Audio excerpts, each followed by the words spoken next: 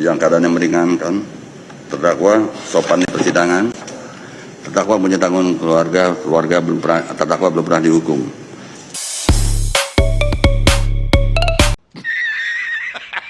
Sopan selama persidangan.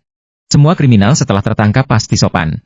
Memiliki tanggungan keluarga, semua orang punya tanggungan keluarga. Faktor ketiga yang meringankan, nah ini yang paling aneh, belum pernah dihukum.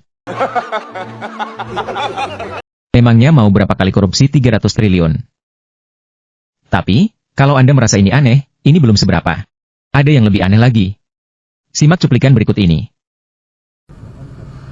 Menghukum terdakwa untuk membayar uang pengganti kerugian keuangan negara sebesar 210 miliar rupiah dengan ketentuan jika terpidana tidak membayar uang pengganti selama paling lama 1 tahun setelah putusan pengadilan memperoleh kekuatan hukum tetap, maka harta bendanya dapat disita oleh jaksa dan dilelang untuk menutupi uang pengganti tersebut, dan apabila terpidana tidak mempunyai harta benda yang mencukupi untuk membayar uang pengganti tersebut, maka diganti dengan pidana penjara selama 2 tahun.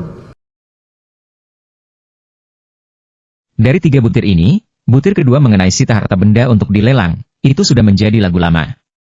Kalau bukan atas nama Harvey, tidak akan disita. Dan Abah yakin, Harvey cukup pintar untuk mengerti mengenai itu. Singkatnya, hakim mengatakan, bayar 210 miliar rupiah yang kamu curi. Atau hukuman penjara 2 tahun. Abah tidak tahu, yang mana yang akan dipilih oleh Harvey. Karena hal ini sepenuhnya bergantung dengan seberapa kuat keuangan Harvey. Kalau dia punya uang triliunan, dia mungkin akan bayar 210 miliar itu. Kalau dia hanya punya 200-an miliar, dia pasti akan pilih penjara 2 tahun, dan uang 210 miliar milik negara akan menguap, hilang entah kemana. Kalau Abah yang dikasih pilihan semacam itu, sudah pasti Abah pilih di penjara 2 tahun. Jujur saja, perlu kerja berapa lama untuk mengumpulkan uang 210 miliar? Sebagian besar orang tidak akan bisa mengumpulkan uang sebesar itu, walaupun kerja seumur hidup. Hakim kita mengancam koruptor, pilih kembalikan uang 210 miliar, atau penjara 2 tahun. Mari kita melihat masalah ini dari perspektif yang berbeda. Bayangkan jika Anda menagih seseorang yang berutang 210 miliar kepada Anda. Apakah Anda merasa cukup dengan mengancam 2 tahun penjara? Atau bayangkan sebaliknya. Anda yang punya hutang 210 miliar, dan yang menagih mengancam 2 tahun penjara. Apakah Anda akan bayar?